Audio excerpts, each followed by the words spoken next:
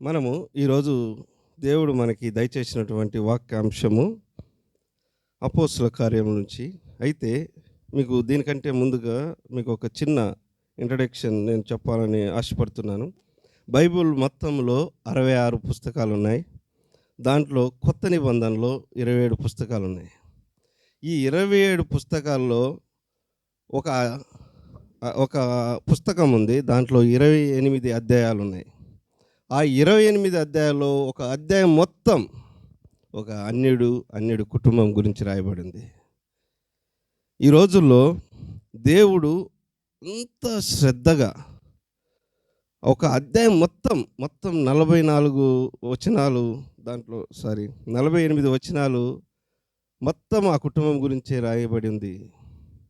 అంటే దేవుడు ఎంతగా ఆ కుటుంబం మీద ఆశ కలిగి ఉన్నాడు, ఎంతగా ఆ కుటుంబాన్ని దేవుడు దర్శించడానికి ఇష్టపడి ఉన్నాడు అనేది నేను మీకు ఈరోజు తెలియజేస్తున్నాను. దేవుడు నాకు చాలా రోజుల నుంచి ఈ యొక్క వ్యక్తి గురించి చెప్పాలని, నేను వేరేది ప్రిపేర్ అవుదామన్నా కూడా నాకు ఈ వ్యక్తి గురించే నాకు చెప్పాలని ఆశ పెడుతూ ఉన్నాడు. కాబట్టి దీని గురించి నేను కొద్దిగా డెప్త్గా నేను దీని గురించి స్టడీ చేశాను. ఒక్కసారి మీకు ఈ వ్యక్తి గురించి మీకు చెప్తున్నాను. ఇతను ఎవరంటే ఒక శతాధిపతి. బైబిల్లో 7 మంది శతాధిపతులు ఉన్నారు. దాంట్లో ఒక వ్యక్తే ఈ శతాధిపతి కొర్నేలి. ఇతను అపోస్తుల కార్యములు 10వ అధ్యాయంలో ఇతని గురించి రాయబడి ఉంటుంది. ఒక్కసారి నేను చదువుతాను కొర్నేలు గురించి. అయితే కొర్నేలు అనే పేరుకు అర్థము కొమ్ము అని. కొర్నేలు అనే పేరుకి అర్థం కొమ్ము అని. కొమ్ము అంటే అధికారము మరియు రక్షణకు చిహ్నముగా పిలువబడుతుంటుంది. అంతేకాకుండా ఈ పేరు ఉన్నవారు బలవంతులుగా, స్థిరమైన వారుగా అని కూడా అంటారు. అలాంటి పేరు కలిగిన ఈ శతాధిపతి గురించి నేను చదువుతున్నాను. అపోస్తుల కార్యములు 10వ అధ్యాయం. ఇటలీ పటాలం అనబడిన పటాలములో శతాధిపతి అయిన కొర్నేలి అను భక్తిపరుడొకడు కైసరియలో ఉండెను. అతడు తన ఇంటి వారందరితో కూడా దేవుని యందు భయభక్తులు గలవాడై ఉండి ప్రజలకు ధర్మము చేయుచు ఎల్లప్పుడూ దేవునికి ప్రార్థన చేయువాడు. దేవుడు ఎంత గొప్పగా ఈ కుటుంబం గురించి రాయించాడంటే, అతను ఒక్కడే కాదంట, అతని కుటుంబం వారందరూ కూడా దేవుని యందు భయభక్తులు కలిగి ఉన్నారంట. క్రైస్తవులకి ముఖ్యంగా కావాల్సింది భయం. దేవుడంటే భయం కావాలండి. భయము లేకపోవడం బట్టే ఆదాము అవ్వలు పాపం చేశారు. దేవుడంటే భయం లేదు కాబట్టే కయ్యూను హేబేలును హతమార్చారు. భయం లేకపోవడం వల్ల పాపం పుడుతుందండి. దేవుడు అంటే భయం ఉంటే పాపం చేయడానికి భయపడతారు. ఎప్పుడైతే దేవుడు అంటే భయం ఉండదో అప్పుడు అవలీలగా పాపం చేసేస్తారు. అయితే ఈ కుటుంబం అంట అసలు భక్తిపరుడు అంట. మళ్ళీ శతాధిపతి అంటే 100 మందికి ఒక అధిపతి. 100 మంది సైనికులు ఆయన హ్యాండ్ ఓవర్లో ఉంటాడు. ఆయన ఎంత బిజీగా ఉండొచ్చు, కానీ ఆయన ఇక్కడ ఏం చేశాడంట, దేవునికి ప్రార్థన చేయవాడు ఎప్పుడు, ఎల్లప్పుడూ. అండర్లైన్, ఎల్లప్పుడు. ఆయన అంత పెద్ద పొజిషన్లో ఉన్నా కూడా ప్రార్థన చేయడం అంట మానలేదంట అతను, ఎల్లప్పుడు. అయితే ఆ ప్రార్థనలు చేసి ఆయన చేసిన ధర్మకార్యాలు, ఆయన చేసిన ప్రార్థనలు అంట డైరెక్ట్గా పరలోకంలో దేవుడి ముందు వచ్చి నిలబడ్డాయంట. అసలు ఎంత గొప్పగా చేసి ఉండొచ్చు, ఆయన ఎంత అన్వేషణ చేసి ఉండొచ్చు. ఆయన అన్యుడు. ఆ రోజుల్లో ఓన్లీ రోమిలకు ఈ సువార్త అనేది ఉండేది కాదండి. ఓన్లీ యూదులకు మాత్రమే సువార్త ఉండేది. వారికి మాత్రమే సువార్త అందేది ఆ రోజుల్లో.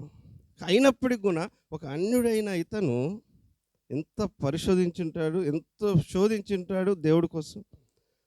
ప్రార్థన చేస్తూ ధర్మకార్యాలు చేస్తూ ఉంటాయంట. తర్వాత మీకు 4వ వచనం ఒకసారి చదవండి. అతడు ఎప్పుడు ఒక్కసారి సిస్టర్ 3వ వచనం చదవండి. పగలు ఇంచుమించు 3 గంటల వేళ దేవుని దూత అతని యొద్దకు వచ్చి కొర్నేలి అని పిలుచుట దర్శనమందు తేటగా అతనికి కనపడెను. తర్వాత అతడు దూత వైపు తేరి చూచి భయపడి, ప్రభువా ఏమని అడిగాను. అందుకు దూత, నీ ప్రార్థనలను, నీ ధర్మకార్యాలను దేవుని సన్నిధికి జ్ఞాపకార్థముగా చేరినవి. ఆయన ప్రార్థనలు చేరినాయంట, ఆయన ధర్మకార్యాలు చేరినాయంట. ఎక్కడికి? ఇంకొక విషయం చెప్పమంటారా? అసలు ప్రపంచంలో మొట్టమొదటిగా దేవుణ్ణి నమ్మిన కుటుంబం కొర్నేలు కుటుంబం. ఒక అన్యుడి కుటుంబము దేవుని నమ్మింది ఎవరంటే బైబిల్లో కొర్నేలు కుటుంబం. అంటే ఒక నపుంసకుడు కూడా మారాడు, కానీ కుటుంబం మొత్తం మారింది మాత్రం కొర్నేలు కుటుంబమే. అప్పటి నుంచే అంట భారతదేశంలో కాదు ప్రపంచంలోనే అన్యులకు కూడా సువార్త అందడం ప్రారంభమైంది వేగంగా. ఎప్పుడైతే కొర్నేలు కుటుంబం దేవుని రక్షణలోకి వచ్చిందో. అయితే దూత ఎందుకు ప్రత్యక్షమైందో తెలుసా? ఆయన ధర్మకార్యాలు చేస్తున్నాడంట, ప్రార్థనలు చేస్తున్నాడంట, కానీ ఆయనకి ఏం లేదు, రక్షణ లేదు. నువ్వు ఒకటి గమనించినట్లయితే నువ్వు ఎంతన్నా చెయ్యి, నువ్వు సంఘంలో ఎంత పరిచర్య అన్నా చెయ్యి, రోజు ప్రతి ఆదివారం చర్చిలోకి వచ్చి కూర్చో, వాక్యం ఎక్కడ జరిగితే అక్కడికి వెళ్ళి విను, కానీ నీ ప్రార్థనలు పరలోక రాజ్యం పోతాయేమో కానీ నువ్వు వెళ్ళవు. ఎందుకో తెలుసా? రక్షణ లేదు కాబట్టి. రక్షణ లేదు కొర్నేలుకి, కానీ ఆయనంట ప్రార్థన చేస్తున్నాడు, ధర్మకార్యాలు చేస్తున్నాడు. కానీ ఆ మాత్రం సరిపోవని దేవుడు అంట ఆ దూతను పంపించలేక ఉండలేకపోయాడు. వెళ్ళి కొర్నేలుతో ఈ విషయం చెప్పు. ఎక్కడికి వెళ్ళమన్నాడంటే చర్మకారుడి ఇంట్లో పేతురు ఉన్నాడని చెప్పు, అతన్ని పిలిపించుకోమను అని చెప్పినప్పుడు ఇక్కడ చూడండి, ఇప్పుడు నువ్వు ఎప్పేలో ఉన్నాడండి పేతురు, ఒక చర్మకారుడి ఇంట్లో ఉన్నప్పుడు ఇతన్ని మీ మనుషులు పంపించమని దూత చెప్పినప్పుడు అంట దూత వెళ్ళిపోయిన ఎమ్మటే ఇద్దరిని పిలిపించాడు, అతని దగ్గర పనిచేసే వాళ్ళని. ఇద్దరిని పిలిపించి ఇక్కడ ఒక బ్యూటిఫుల్ వర్డ్ రాపించాడండి దేవుడు. 7వ వచనము ఒక్కసారి చదువుదాం సిస్టర్. అతనితో మాట్లాడిన దూత వెళ్ళిన పిమ్మట అతడు ఇద్దరు తన యొద్ద ఎల్లప్పుడూ కనిపెట్టుకొని ఉండి వారిలో అండర్లైన్. ఇక్కడ అతని కుటుంబమే కాదంట, అతని దగ్గర ఉండే భక్తిపరుడంట. ఇక్కడ మీరు చూసినట్లయితే ఒక అన్యుడు దేవుడి గురించి తెలుసుకొని ప్రార్థిస్తుండగా మళ్ళీ అతనితో పాటు ఉన్న వాళ్ళు కూడా భక్తిపరులేరంట. ఆయన పేతుని పిలవడానికి ఆయన శతాధిపతి, డైరెక్ట్గా ఎవరో కొన్ని పంపించి పిలవమంటే శతాధిపతి ఉరుక్కుండా వస్తాడు పేతురు, కానీ ఆయన అట్లా చేయలేదండి. భక్తిపరుణ్ణి ఇంకా ఇద్దరు పని వాళ్ళని అంట కలిపి అతని దగ్గర పంపించాడు. పంపించినప్పుడు వీళ్ళు అతని ఎతకడానికి వెళ్ళిన తర్వాత ఇదే టైంలో పేతురుకు కూడా దర్శనమైందండి. దేవుడు ఇంచుమించు మధ్యాహ్నం 3 గంటల టైంలో పేతురు మేడ మీదకి వెళ్ళినప్పుడు ఆకలిగా ఉండడం జరిగింది. ఒక ఆకాశం నుంచి ఒక దుప్పటిలో అనేకమైన అపవిత్రమైన జంతువులు, అంటే ఆ టైంలో అంటే పేతురు చాలా నిష్టంగా జీవించాడండి. చాలా నిష్టంగా జీవించిన వాడు అపోస్తుడైన పేతురు గారు. చాలా నిష్టగా జీవించిన ఈ పేతురు గారు దర్శనం ద్వారా దేవుడు ఇట్లా నీ కోసం వీళ్ళ 3 వస్తారు, వారు పలానా చోటికి నిన్ను తీసుకెళ్తారు, నువ్వు వెళ్ళు అని దేవుడు దర్శనం ద్వారా చెప్పడం జరిగింది. అప్పుడు ఏమైందంటే వాళ్ళు ఈ దర్శనం ఎందుకు వచ్చిందో ఆయన ఆలోచిస్తున్న టైంలో మళ్ళీ దూత ప్రత్యక్షమై ఇలా చెప్తుంది. చెప్పిన తర్వాత ఇలాగే వచ్చి వాళ్ళ ఇంటి దగ్గర ఉన్న బయట వాళ్ళతో ఆ 3 వ్యక్తులు అడుగుతారు, అమ్మా పేతురు అనేవారు ఉన్నారా అంటే అప్పుడు దేవదూత చెప్తుంది, వాళ్ళు వచ్చారు, నువ్వు వెళ్ళు. అప్పుడు పేతురు బయటకు వచ్చి నేనే పేతురు, మీకు ఏం కావాలని అడిగినప్పుడు వాళ్ళు కూడా ఈ కొర్నేలు గురించి ఏ విధంగా స్టేట్మెంట్ ఇస్తున్నారు ఒకసారి చదువుదాం. 17వ వచనం. అసలు కొర్నేలు గురించి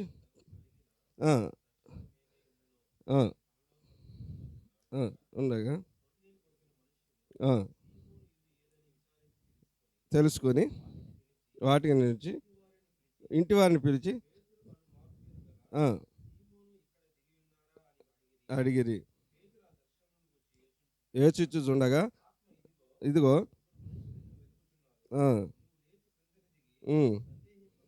వెళ్ళము చెప్పాను. ఇంకోటి 21వ వచనం ఒక్కసారి చూద్దాం. దిగ వచ్చి నేనే అడిగాను. ఆ, చూడండి, వారు వచ్చిన వాళ్ళు ఎలా స్టేట్మెంట్ ఇస్తున్నారు చూడండి. ఆ, అందుకు వారు నీతిమంతుడును దేవునికి భయపడేవాడును యూదా జనులు అందరి వలన మంచి పేరు పొందిన వాడునైనా శతాధిపతి కొర్నేలి అని ఒక మనిషి ఉన్నాడు. అతడు నిన్ను తన ఇంటికి పిలవనంపించి నువ్వు చెప్పిన మాటలు వినవల్లని పరిశుద్ధ దూత వలన బోధింపబడినని చెప్పిరి. అప్పుడు అతడు వారిని లోపలికి పిలిపించి ఆతిథ్యం ఇచ్చాను. ఎంత తృష్ణ కలిగి ఉన్నాడో వీళ్ళు అతని గురించి ఒక ఒక వివరణ ఇచ్చారండి పేతురు గారికి తెలుసు దేవుడు పొమ్మన్నాడు, తెలుసు, కానీ అడిగిండు ఎందుకు ఏందని. అయితే ఇంకా నేను ఇవన్నీ మీకు చదివిస్తే లేట్ అయిపోతుంది, కానీ ఒక తర్వాత మధ్యలో ఒకటి చదివిస్తాను. దీన్ని మీకు టైం లేదు కాబట్టి నేను ఎమ్మటెమ్మటే ముందుకు పోవాలని కోరుకుంటున్నాను. అయితే ఎప్పుడైతే ఈ విషయం చెప్పిన తర్వాత పేతురు వారికి ఆతిథ్యం ఇచ్చి మరుసటి రోజు బయలుదేరి వెళ్ళారండి. బయలుదేరి వెళ్ళినప్పుడంట ఈ యొక్క కొర్నేలిని పేతురు వస్తున్నాడని తెలిసి ఏం చేశాడో ఒక్కసారి అది ఒక్కటి చదివి ముందు మీకు విషయం చెప్తానని. 24వ వచనము, వాళ్ళు రావడం మరునాడు వారు కైసరియలో ప్రవేశించిరి. అప్పుడు కొర్నేలి తను బంధువులను ముఖ్య స్నేహితులను పిలిపించి వారి కొరకు కనిపెట్టుకొని ఉండెను. పేతురు లోపలికి రాగా కొర్నేలి అతన్ని ఎదుర్కొని అతని పాదాల మీద పడి నమస్కారం చేశాను. చాలు సిస్టర్. పేతురు వచ్చాడండి. శతాధిపతి ఇంటికి పేతురు వస్తే ఇతనంట ఆయనకి ఎదురుపడి కాళ్ళ మీద పడ్డాడంట. ఎంత వినయము, ఎంత విధేయత, దైవ సేవకుడు అంటే ఎంత తగ్గింపు. పడిపోతే పేతురు లేపి, అలా నువ్వు చేయడం కరెక్ట్ కాదు, నేను కూడా మీలాంటి మనుషుడే అని ఇంకా తగ్గించుకున్నాడు. పేతురు సామాన్య వ్యక్తి కాదండి. 3000 మందిని రక్షణలోకి తెచ్చిన పేతురు, 5000 మందిని ప్రభువులోకి నడిపించిన పేతురు, తబితాను బ్రతికించిన పేతురు, మరియు అనేయాను స్వస్థపరిచిన పేతురు పంపించాడు కొర్నేలు కుటుంబాన్ని రక్షణ సువార్త చెప్పమని. ఎవరినైనా పంపించవచ్చు దేవుడు, కానీ పేతురు అపోస్తులలో ప్రథముడు పేతురు. అలాంటి వ్యక్తిని కొర్నేలింటికి పంపడానికి దేవుడు ఎంత ఆశ కలిగి ఉన్నాడు. అంత ఆశ కలిగి ఉండడానికి కారణం ఏందో తెలుసా? దేవుడంటే అంత భయము, భక్తి కొర్నేలు కుటుంబానికి ఉంది. దేవుడి గురించి తెలుసుకోవాలని, దేవుడి గురించి వినాలని, దేవుడు మాటలు వినాలని, దేవుడు వాక్యం వినాలని ఆ కుటుంబము మొత్తం ఆశపడడం కాకుండా వారి స్నేహితుల్ని, వాళ్ళ బంధువులు అందరినీ సిద్ధపాటు చేశారంట. ఈ రోజుల్లో కుటుంబ ప్రార్థనలు పెట్టుకుంటున్నారా? దేవుడు వాక్యాన్ని చదువుతున్నారా? దేవుడు వాక్యాన్ని ఎందుకు చదవాలండి?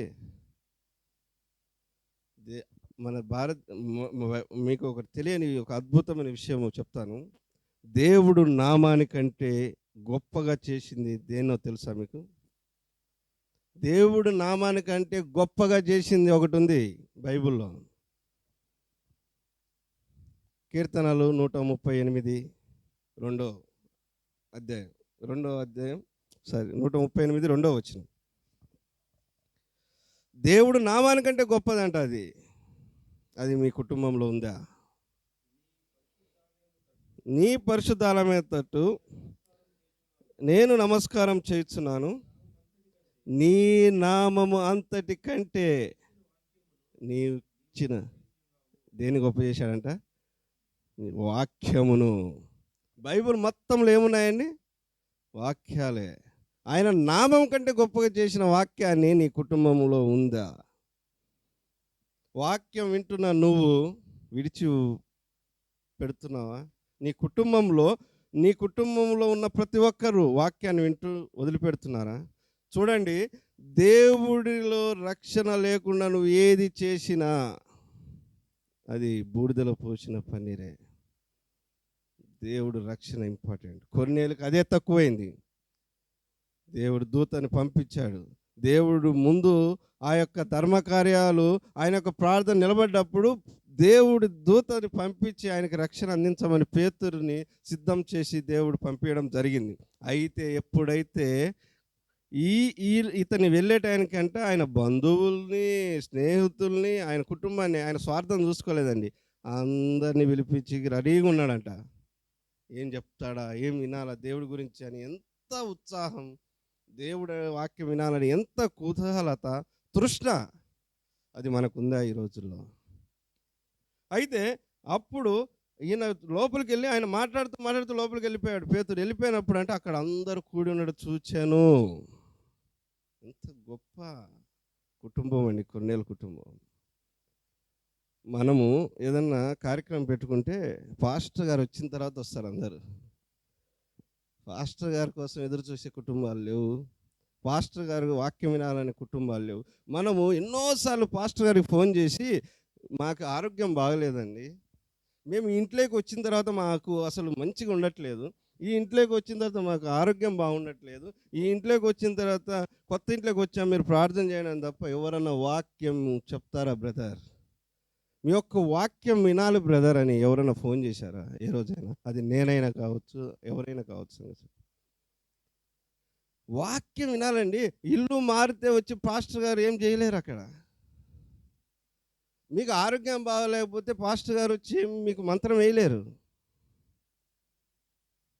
వాక్యం కోసం తృష్ట కలిగి ఉంది కొర్నేలు కుటుంబం. వాక్యం వినాలండి, ఎందుకంటే దేవుడు నామము కంటే గొప్ప చేసినాడు వాక్యాన్ని. నీ కుటుంబంలో నువ్వు ఒక్కడివే రక్షణ పొందావా? నీ భార్య రక్షణలో ఉందా? నీ పిల్లలు రక్షణలో ఉన్నారా? నీకు నీ నీ యొక్క కుటుంబం మొత్తం సంఘంలో ఉంటుందా, లేదంటే నువ్వు ఒక్కడే ఉంటున్నావా? గొప్ప సాక్ష్యాన్ని రాయించాడు దేవుడు బైబిల్లో కొన్నేలు కుటుంబం గురించి. అప్పుడు కొన్నేలు ఎప్పుడైతే దేవుడు ఒక్క యూదులకు మాత్రమే దేవుడు అంటే కొన్నేల ద్వారా మాత్రం పేతురు చెప్పిన మొదటి స్టేట్మెంట్ ఏం తెలుసా? ఒక 23వ వచనం నుంచి అపోస్తుల కార్యములు 10వ అధ్యాయం 34వ వచనం ఒకసారి చదువుదామండి. పేతురు స్టేట్మెంట్ ఇస్తున్నాడు, ఇంకా దేవుడు పక్షపాతి కాదని నిజముగా గ్రహించి ఉన్నాను, ప్రతి జనములో ఆయనకు భయపడి నీతిగా నడుచుకుని వారిని ఆయన అంగీకరించును. ఈ స్టేట్మెంట్ కొన్నేళ్ళ కుటుంబం నుంచే స్టార్ట్ అయింది. పేతురు ఇచ్చిన మొదటి స్టేట్మెంట్ యూదులకు మాత్రమే కాదు, ఈయన లోక రక్షకుడు, అందరికీ ప్రభు, అందరికీ దేవుడు అని స్టేట్మెంట్ ఇచ్చిన తర్వాత ఇంకా మిగతా వచ్చిన మొత్తం ఆయన ఏం చేస్తాడంటే దేవుడి గురించి, దేవుడు ఎందుకు వచ్చాడు భూమి మీదకి, దేవుడు ఏ విధంగా ఇక్కడ పరిచర్య చేశాడు, ఎలా చనిపోయాడు, ఎలా మళ్ళీ పునరుద్ధానుడిగా తిరిగి లేచాడని సువార్త ఆ కుటుంబాన్ని అందరికీ చెప్తుంటే దేవుడు ఫస్ట్ ఏం చేశాడంటే దూతను పంపించాడు కదండి కొన్నేళ్ళ కుటుంబానికి. రెండోసారి దేవుడే దిగి వచ్చాడు. ఎలా చూద్దాం ఒకసారి 44వ వచనం ఒకసారి చదువుదాం. ఆయన పేతురు అంట ఇంకా చెప్తూనే ఉన్నాడంట, ఇంకా చెప్పుచుండగా అతని బోధ విన్న వారందరి మీదకి ఆఖరికి దేవుడే దిగి వచ్చాడండి. పరిశుద్ధాత్మ దేవుడే దిగి వచ్చిందంటే ఆ కుటుంబం మీదకి.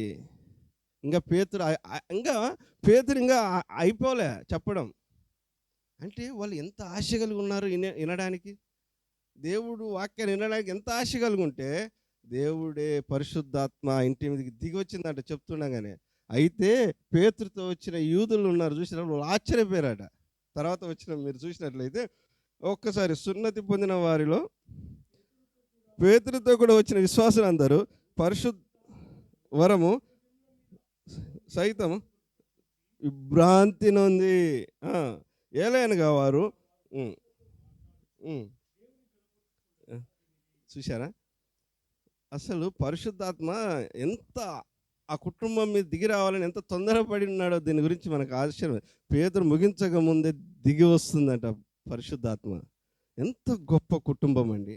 మనం చేసే పరిచర్య కానివ్వండి, మనం చేసే ధర్మకార్యాలు కానీ, బైబిల్లో ధర్మకార్యాల గురించి మీకు చూసినట్లయితే ధర్మకార్యాలు చాలామంది చేస్తారు. కొంతమంది మనుషులకు కనపడేలాగా చేస్తారు. ప్రార్థనలైనా కూడా కొంతమంది మనుషులకు కనపడేలాగా చేస్తారు. దేవుడు అది కోరుకోడండి. మత్తయి సువార్త 6:1 చూసి మనం ఒక తొందరగా ఒక 5 నిమిషాల్లో ముగించేద్దామండి. మత్తయి సువార్త 6లో మన ధర్మకార్యాలు ఎలా ఉండాలి? కొర్నేలు ధర్మకార్యాలు జనానికి తెలిసినాయి, కానీ ఈయన చెప్పుకోలే, ఈయన కనపడేటట్టు చేయలే. ధర్మకార్యాలు ఎలా చేస్తే నీకు ఫలం వస్తుందో ఇక్కడ రాసి ఉంది. మనుషులకు కనబడవలనని వారి ఎదుట మీ నీతి కార్యములు చేయకుండా జాగ్రత్త పడుడి. లేని ఎడల పరలోకమందున్న మీ తండ్రి వద్ద మీరు స్టేట్మెంట్ క్లియర్. మనం ఎవరిని సంతోషపెట్టేలాగా మన భక్తి ఉండకూడదు, మన ధర్మకార్యాలు ఉండకూడదు. మనుషులను సంతృప్తిపరచడానికి కాదు మనం చేయాల్సింది, పరలోకమందున్న దేవుణ్ణి మహిమపరచడానికి, ఆయన్ని తృప్తిపరచడానికి మనం చేయాలి. మా ఇంట్లో ప్రేయర్ పెట్టుకునే దగ్గర నుంచి ప్రశాంతంగా ఉంది బ్రదర్. నాకైతే నీ కోసం కాదు, నీ కోసం, నీ తృప్తి కోసం కాదు పరిచర్య, నీ తృప్తి కోసం కాదు ప్రార్థన, దేవుడికి తృప్తి కోసం నువ్వు చేసినప్పుడే పరిశుద్ధాత్మ దేవుడు నీ ఇంటి మీదకి దిగి వస్తాడు. కొర్నేలు కుటుంబం అలా చేసింది కాబట్టి దేవుడు పేతురుని పంపించాడు, సువార్త ప్రకటింపజేశాడు, పరిశుద్ధాత్మ కూడా ఏంటి. అందుకే పరిశుద్ధాత్మ నింపబడిన గృహం కొర్నేలు కుటుంబం. మళ్ళీ 6:3-4 కూడా చదివినట్లయితే మత్తయి సువార్త, నీవు ఎలా చేయాలి ధర్మకార్యాలు? నీవైతే ధర్మం చేయనప్పుడు నీ ధర్మం రహస్యముగా నుండు నిమిత్తం నీ కుడి చెయ్యి చేయునది నీ ఎడమ చేతికి తెలియకుండా ఉండవాలను. అట్లయితే రహస్యమందు చూచు నీ తండ్రికి నీకు ప్రతిఫలం ఇస్తాడంట. రహస్యమందు చూస్తున్నది అలా చేయాలి. అయితే బైబిల్లో కూడా నీకు ఇది షార్ట్గా చెప్పేసి ముగించేస్తారని, బైబిల్లో ఒక కుటుంబం ఉందండి. ఆ కుటుంబం కూడా ధర్మకార్యాలు చేసింది. ఎలా అంటే ఇదే అపోస్తల కార్యంలో ఉంటుంది, తర్వాత చదువుకోండి. 5వ అధ్యాయంలో 4వ అధ్యాయంలో ఏమో బర్నబా అనే వ్యక్తి తనకున్న పొలాన్ని అంతా అమ్మేసి అపోస్తలుల పాదాల చెంత ఉంచాడు. అయితే వారిని చూసి 5వ వచనంలో అననీయ తన భార్యతో అతని భార్య అననీయ సఫీరాతో కలిసి ఒక పొలం అమ్ముతారండి. పొలం అమ్మి దాంట్లో సగం ఉంచుకొని సగం దేవుడి సన్నిధి తీసుకొని వచ్చి అపోస్తలుల పాదాల దగ్గర ఉంచినప్పుడు పేతురు అడుగుతాడు. ఇదే పేతురు ఏమడుగుతాడంటే, అననీయ, ఎందుకు నువ్వు సాతానుతోటి శోధించబడి నువ్వు మొత్తం తీసుకురాకుండా సగము పెట్టి సగం ఎందుకు వచ్చావు? ఇది ఎలా, నీకు కరెక్ట్ కాదు కదా అంటే, లేదు ఇంతే వచ్చింది అది అని చెప్తారు. అమ్మినప్పుడు నీదే, అమ్మకు ముందు నీదే, కానీ నువ్వు దేవుడు సన్నిధిలో అబద్ధం ఆడావు అని చెప్పడంతో అననీయ అక్కడే చనిపోయాడండి. దేవుడు సన్నిధిలో అబద్ధం ఆడితే, దేవుడు సన్నిధిలో దేవుడికి ఇచ్చే దాంట్లో అబద్ధం ఆడితే, అననీయ ధర్మకార్యం ఏదో ధర్మం చేసినట్టు పేరు చెప్పుకుందామని ఆయన ఏదో అనుకొని అందరు చేస్తున్నారు కదా అని ఈయన కూడా వచ్చి సగం అమ్మి సగం పెడితే, పేతురు అడిగినప్పుడైనా నిజం చెప్పాల్సింది, చెప్పలేదు, అక్కడికక్కడే చనిపోయాడు. అయితే ఆయన చనిపోయిన 3 గంటల తర్వాత, మధ్యాహ్నం 3 గంటల తర్వాత వాళ్ళ భార్య కూడా వచ్చిందండి. భార్యను కూడా అడిగాడు పేతురు. మళ్ళీ తెలియదు ఆయన చనిపోయిన విషయం భార్యకి. అడిగితే ఆమె కూడా అన్నదా ఇంతే వచ్చిందని. అయిపోయా అక్కడ వాళ్ళు ఆయన్ని పాతి పెట్టిన వాళ్ళ పాదాలు ఇంకా గుమ్మం వద్దనే ఉన్నాయి, నువ్వు కూడా అనగానే స్పాట్లో ఆమె కూడా చనిపోయింది. దేవుడి సన్నిధిలో అబద్ధం ఆడదు, దేవుడికి ఇచ్చే దాంట్లో అబద్ధం ఆడకూడదు, దేవుడికి ఇచ్చేది యథార్థంగా ఇవ్వాలి. ఇంకోటి దీని గురించి నేను తర్వాత వేరే రెఫరెన్స్, నేను దశంభాగాల గురించి బ్రదర్ చెప్పమన్నప్పుడు ఇవన్నీ చెప్తానని. అయితే ఈ యొక్క కొన్నేళ్ళ కుటుంబం ఏ విధంగా అయితే భయభక్తులు కలిగి ఉందో దేవుల్లో, ఆ విధంగా మనం కూడా దేవుని యందు భయభక్తులు కలిగి ఉండాలి. రక్షణ అనేది ఇంపార్టెంట్ అండి ప్రతి కుటుంబానికి. రక్షణ లేకుండా దేవుడికి ఇష్టడై ఉండడానికి కష్టం. రక్షణ ఇంపార్టెంట్. నువ్వు ఎన్ని నీతి కార్యాలు చేసినా దేవుణ్ణి రక్షింపబడాలి. అప్పుడే నీ యొక్క ధర్మ కార్యాలు ప్రార్థనలో పాటు నువ్వు కూడా దేవుడు ముందు నిలబడతావు. నాదొకటే ఆశ, ఇక్కడ ఉన్న మా అందరిది ఒకటే ఆశ ఉండాలి, మనం పరలోక రాజ్యంలో ఉన్నప్పుడు బలా నమ్మకమైన మంచి దాసుడా అని ఒక్క ఒక్క విశ్వాసాన్ని నువ్వు ఈ భూమి మీద నువ్వు ఆ రోజు దేవుడి ముందు నువ్వు పిలువనిపించగలిగితే అప్పుడు అప్పుడు మనము ఈ భూమి మీద దేవుడు చేసిన పరిచర్య మొత్తానికి న్యాయం చేసిన వారు. కాబట్టి ఈ వాక్యాన్ని మీరు ఇంటికి వెళ్ళిన తర్వాత అపోస్తల కార్యం చదవండి. మొత్తం దానిలో చాలా అంశాలు ఉన్నాయి. అవన్నీ చదివి ఇంకా మీరు ఈ దేవుళ్ళో ముందుకు సాగాలని ఈ చిన్న వివరణ దేవుడు వినికిడిలో ఆశీర్వదించి దీవించును గాక. ఆమేన్.